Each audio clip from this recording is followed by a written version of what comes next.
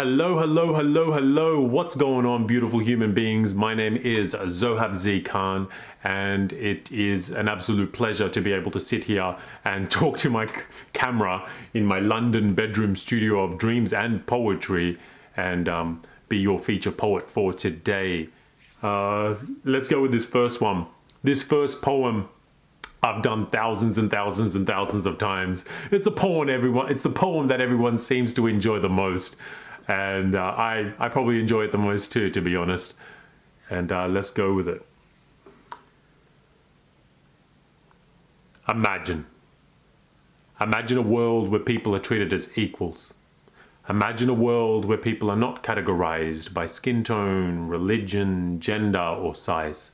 Imagine a world viewed through the innocence of a child's eyes. Imagine no sorrow when a soul dies, for a soul flies after closed eyes. We try to live our lives in New York minutes, because we be pushing our lives to new world limits and new world orders, while the old world still busy burying daughters. For they prefer sons. Only for those sons to pick up guns and kill sons of righteous ones, and those righteous ones tell their sons that those sons killed their sons, so their sons killed those sons, and sons kill sons, and sons kill sons, and sons kill sons, and Sun Tzu was wrong, for there is no art in war, for art is love, and there's no love in war. Imagine we loved more. And loved for the sake of love, for the love of love is the best love above all. Imagine a world of no wars, and hearts with no doors exposed raw. Imagine the life of another being the life of a brother. Imagine every embrace filled with the love of a mother's. Imagine a world of no strangers and only kindred neighbors. It's about time hatred gets outdated and our differences are celebrated. For our forefathers waited. But we, the people, shall wait no more. Today we take our stand. Imagine no French burqa bans and bikinis in Afghanistan. Imagine Hong Kong Hanukkah and white Christmas Mecca. Imagine no offshore refugee process prisoners and a history of indigenous prime ministers. Imagine Palestinians marry Israelis and make beautiful beige babies. Imagine a world where people are treated as equals. Imagine a world where people are not categorized by skin tone, religion, gender, or size. Imagine. Shall we do one more? Shall we do one more? Yeah, have we got time to do one more? Oh, I really hope so. All right, let's do one more poem. I used to go to university in Wagga Wagga, and I still consider it my hometown. And this is a true story about a time when I was walking down the streets in lovely Wagga Wagga, New South Wales, and I had an interaction with a not so lovely human being.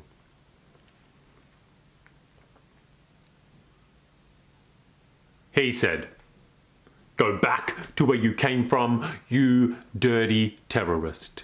He called me a dirty terrorist. But to be honest, this isn't the first time I've heard this. So I've become used to such abuse and I've learned to pick and choose what I listen to. But this was new. This time, this middle-aged man held in his hand the hand of his 10-year-old son. And I'm not one to tell someone how to raise their seed, but this made my soul bleed black, boiling blood. For when I have a son, I'ma teach him love. I'm gonna teach him respect and acceptance for all creatures in existence, but this man, he didn't seem to understand that his wicked words are manifest in the chest of his son, leaving him with a hate-filled heart he'll go to school with, thinking it's cool to act just like Dad, and call that Kit-Kat brown kidder dirty Arab, and trust me, you should stay back. When my frame of mind's in a mind frame where I'm a name and shame a racist terrorist, and for the next 4 minutes I waged war with my words. My lyrical jihad was heard down every street in Wagga Wagga. My poem of mass destruction caused destruction of Hiroshima and Nagasaki proportions. People, please proceed with caution, for I rock no suicide vest. But I assure you, a bomb lies inside this chest, ready for love, explosions of the most poetic kind. I am a terrorist of the mind, spreading extremist ideals of peace, love, harmony, one poem at a time. So when I rhyme not to be heard, but to be heard. Word. And that's pretty much a wrap from this side of the world. Thank you so much for listening and enjoying, hopefully. And like I said before, run with this poetry thing. Poetry has literally changed my life. You know, I'm lucky enough to, you know, be on the other side of the world as a result of poetry. I'm lucky enough to have made a career out of it.